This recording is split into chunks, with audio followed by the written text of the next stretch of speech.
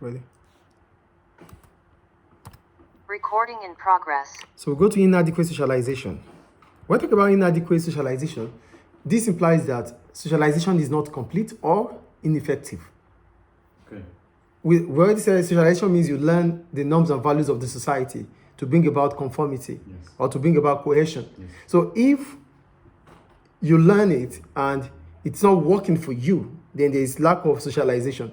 So inadequate socialization is the same as lack of socialization. It's like unconformity. Lack. No, it's not unconformity. It is not. Yeah, well, basically, when you look at unconformity, like, yeah, it could lead to unconformity. Lack of socialization. It brings about unconformity, yes. Yeah.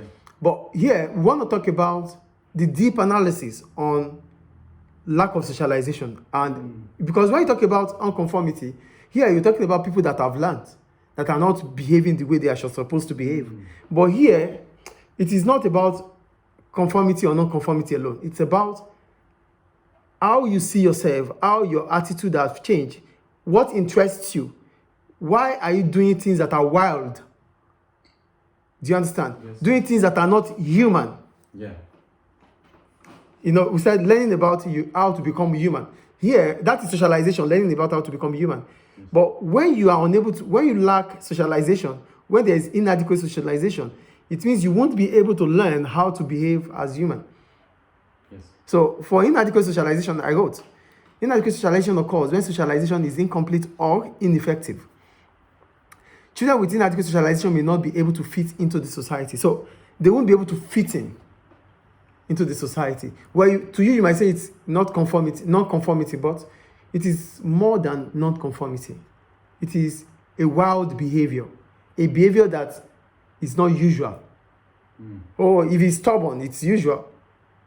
But if he's walking with a fall, with both hands and the leg, it's unusual. So it is more than non-conformity. Yes. Do you get it now? Yes. Yes. Okay. All right. So, example of inadequate socialized children are the feral. We have the feral children and the isolated children.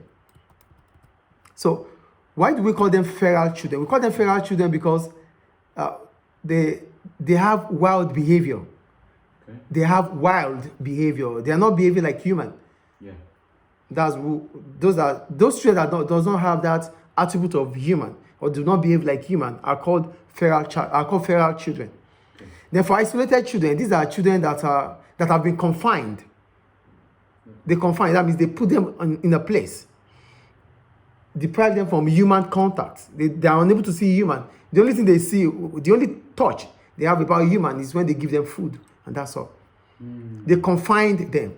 Oh, isolated. Yeah. Do you understand isolated child? So both isolated child and a feral child will have inadequate socialization. Okay. The isolated child does not interact with human. He or she only have few times to interact. It is only when the person is giving him or her food. So there's no human contact. There's no interaction. So he or she is not going to even know how to behave in the society. So he's not going to fit into the society. So both feral children and isolated children lack socialization. That means they have inadequate socialization. Do you get it? Yes. So this takes us to the features of feral and isolated children. So why do we call them feral children? And what makes them isolated children? One, difficulties to speak a language. Because they lack primary socialization. You know who feral children are? Feral children are children that might have been taken care of by animals, like monkey, like wolves. So they were born by human, but one way or the other, they find themselves in the Yeah. where do I call it? In the forest, or do you understand? So they moved away from the human society. They moved away from the society. Now they are far in the wild, taken care by animals. So what can an animal teach you as a child? So the only thing you learn is growing up is learn how the animal behave. So that is wild. Do you understand? So what are those things? What are the features of feral child or isolated child? One, difficulties to speak a language, because animals do not have language. So you won't be able to speak a certain language. And with primary socialization, because primary socialization is where the child will learn Language. to hear and how to speak. Yeah. To hear and speak. You have to hear before you speak. Yeah, So it's primary socialization. So the child is lacking primary socialization in that aspect. So it's not going to be there. 2, difficulties to adapt to normal food. The child will not be able to eat the normal staple food because he or she is not used to it. He eats or she eats what the animals are eating. Yes. May not like to wear conventional clothes like this. Might like to use leaves to cover his or her body. Yes.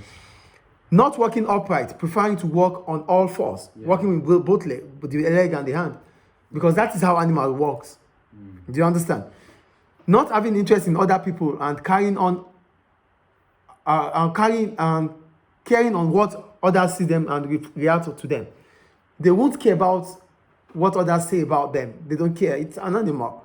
It behaves like an animal. So whatever you say doesn't interest him. It doesn't even have interest in people. Not to talk about their reaction to them or what they say about them, how they feel about them. So they see human as Nothing. They don't have interest. it's like animals. Yeah, they don't make a sense out of them.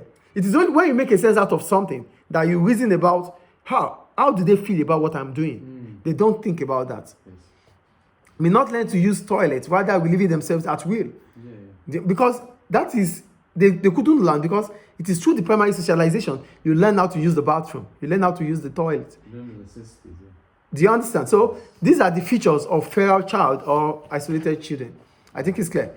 So with the study of feral child and feral children, it brings about some questions that has to be answered. And what are those questions? Number 1, how much behavior is natural rather than learned in a specific culture? So based on socialization, it means that we learn behavior. It is not natural. It is a question about, do we learn behavior? Do we learn the way we behave? Is it natural? Do you get it? Because there's a study of the feral child. There's a study of the isolated child. So the child will not be able to fit into the society, right? So now, how we behave, is it natural or being learned through the culture? Is a question that has to be answered. Do you get the point here? The second one, how do children who have never learned a language learn to communicate? So if you have never learned a language, then how will you be able to communicate? We are trying to question the naturality about speaking. So is speaking natural, or we have to learn it through hearing and speaking? That's the second question. The third one, can feral children think logically? Can they reason? Can they? That's a question that has to be answered. Can feral children see how others might see them? Do they have interest in what you say about them? How you react towards them? Do they have interest in that? It's a question.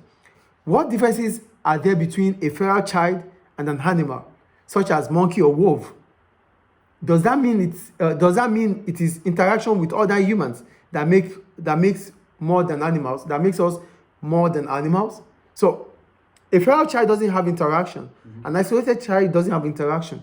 But we are human because we have interaction. So is it because we have interaction that makes us better than animals? It's a question.